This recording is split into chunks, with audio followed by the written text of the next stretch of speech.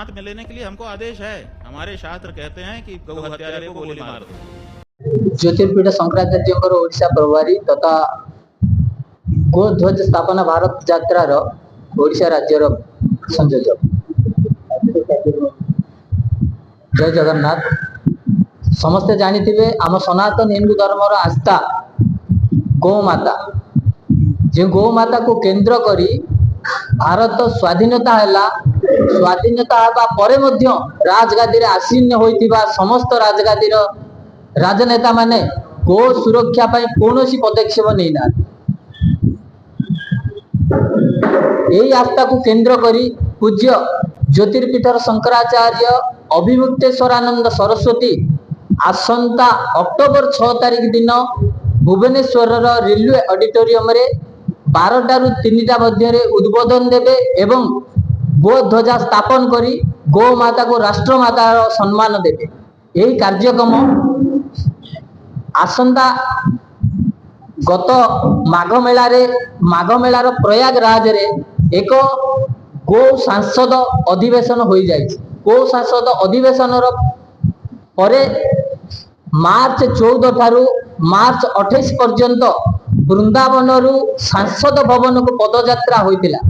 पदयात्रा से स्थान को होइतिला जो स्थान रे 1966 मसीह रे पूज्य करपात्री जी नेतृत्व रे जो आंदोलन होइतिला। से आंदोलन रे हजार हजार लक्ष लक्ष गो भक्त एवं साधु संतकर बलिदान होइतिला। यही आंदोलन को उज्जीवित करी पूज्य गोपाल मणि जी महाराज प्रति वर्ष सेठारे पंचामृत स्नान आदि करि आसुतिले एवं यही आंदोलन को उज्जीवित करिया पई चारिपीठर शंकराचार्यंकर सहमति रे गौ माता को राष्ट्रमातार सम्मान दबा पई पूज्य ज्योतिर्पीठर शंकराचार्य वृंदावन रु दिल्ली को खाली पादरे यात्रा करिसेंती। आपण माने देखिले भी विश्वास करि परिबेनी पादरु छेल्ला उतरी जाउची, रक्त बोही जाउची पूज्य गुरुजी कर गो माता को राष्ट्रमाता रे परिणत करिबा पई। एवं द्वितीय अधिवेशन आमर दिल्ली रे गो सांसद दिल्ली रे होइतिला एवं सेही सांसद रे पारित होइतिला जे प्रत्येक राज्यर राजधानी रे गो ध्वजा स्थापन करिबा एवं गो भक्त मानकु उद्बोधन दबा सम्मान दबा।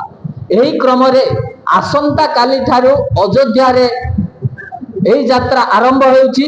सेही क्रम रे ओडिशा रे अक्टोबर 6 तारिख दिन आसी पहुंचबे पूज्य गुरुदेव।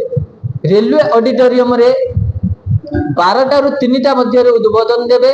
समस्त गो भक्त एवं गो प्रेमी समस्त हिंदू भाई मानक को आमे निवेदन करूचु आसंता अक्टोबर 6 तारिख दिन उपस्थित रही निजर सौभाग्य एवं गौ माता को प्रति थिबा निजर सम्मान को उद्बोधन जनातु। जय जगन्नाथ, जय गौ माता, राष्ट्र माता।